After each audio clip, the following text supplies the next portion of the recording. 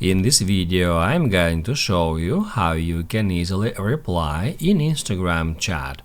Be sure to watch the video to the very end so you don't make any mistakes, and of course do not forget to like this video and subscribe to my channel. Thanks guys.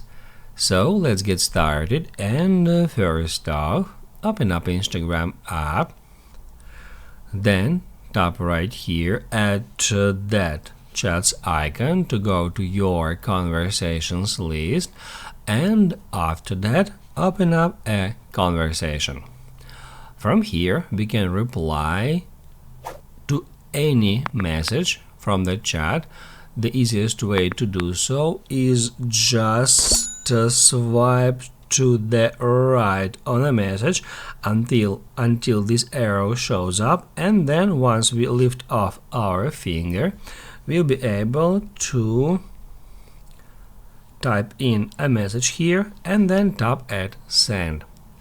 In this way we can reply to a message, and also we can reply to a message by holding down our finger on it and selecting reply. After that, we'll be also able to send a reply. That's how you can easily reply in Instagram chat.